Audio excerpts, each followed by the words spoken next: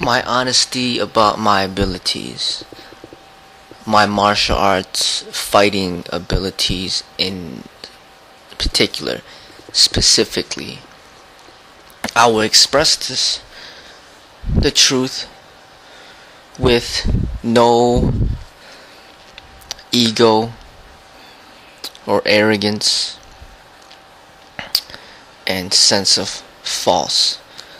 I'll express how I feel based on all the training that I've done throughout my life, where I see my level is. Well, I see, as of right now, I see that I could be in better shape. I can be more physically fit. And I believe no matter how great shape you're in, you can always be in better shape and more physically fit. I see that is something that is never ending. But even though I know that I can be better, I'm satisfied with where I'm at. I've come to peace within myself to say, hey, I'm fine the way I am. Maintaining is just fine for me. I don't need to go any further. But if I do go further naturally, that's okay. If I don't, then that's okay as well. For me, what's most important is my health. I don't try to impress other people or make anybody happy by training harder, or try to search for praise by training harder. I don't even impress my wife. I don't even seek to impress her. When it comes to training, I do it for me. And I do it because I enjoy it.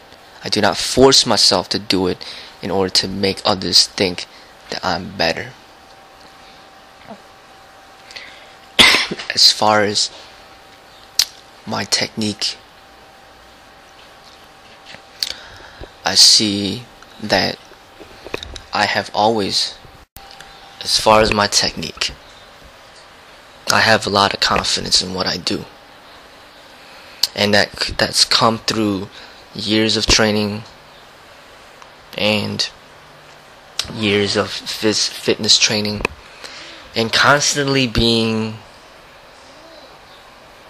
the smaller person my whole life. I mean, I'm only 5'5" and 150 pounds. So my whole life, when I was a teenager, I was around 130 pounds. So my whole life, I've always been smaller than everybody around me. So I'm used to it. So to ever enter a competition and fight people my height, my weight, is completely ridiculous to me, because I'm trained to fight people bigger and who weigh more, much more than me, because to me that's what's realistic. That's what I'm gonna encounter if I ever have to deal with the situation where my life is on the line and I have to defend myself. To fight against anybody my size or even close to my size, to me, is just like,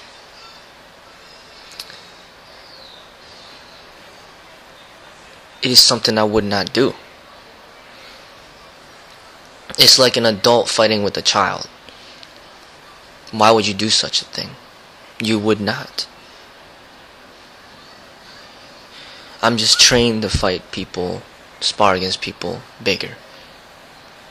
And because I've always been sparring with people bigger, fighting with people bigger, it doesn't give me fear to fight people, no matter what size they are, because I'm already It's already in my psychology to know that size does not really matter when it comes to you defending yourself and protecting yourself from danger.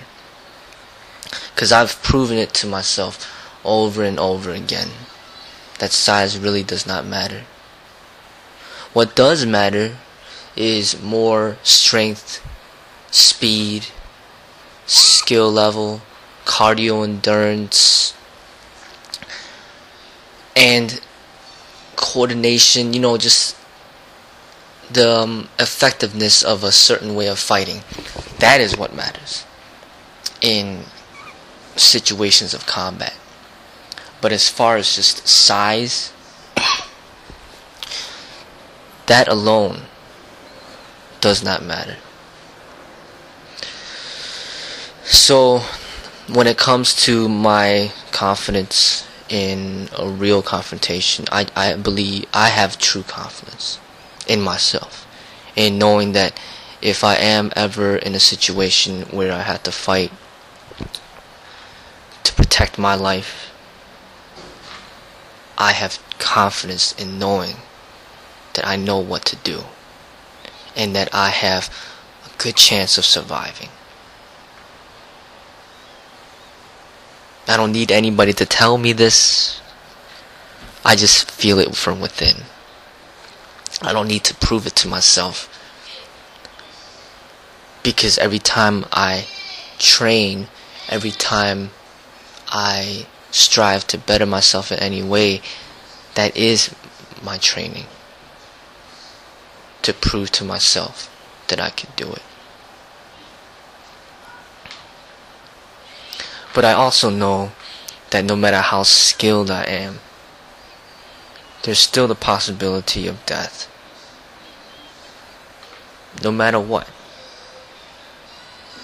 So I know that even if I'm capable and skilled in defending myself, it really does not make much of a difference compared to someone that has no martial art ability to protect themselves.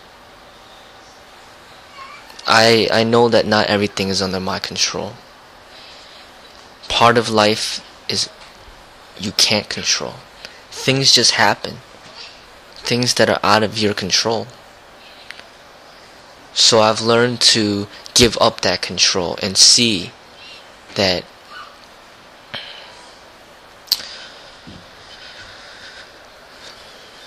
ultimately, whether or not you die today, tomorrow, or 5 years or 10 years from now, or whenever, it's not totally up to you.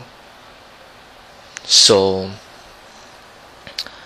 I don't have that desire to control everything and think that if I train harder, then I'll, the harder I train, the more I'll increase my chances of survival. I've given up that because I know that it's not all up to me. So no matter how great you are, it doesn't matter. Your life could still be taken away in an instant. The way I see it is that when you get to a certain level and you're very confident with what you could do, it's like you have a weapon, a knife or a gun. With that knife and gun, you have the potential to take another person's life and to defend yourself if need be. But that doesn't guarantee your survival. It never will. It's just another tool for you. And even if you are as great as you can be and as aware as you possibly can be, your life can still be taken away. And it doesn't even have to be a violent situation. It could just be something that just happens. So your life can be taken in an instant, and it doesn't have to do with violence. Something that you can't even control. So we saw what happened to Bruce Lee, for example.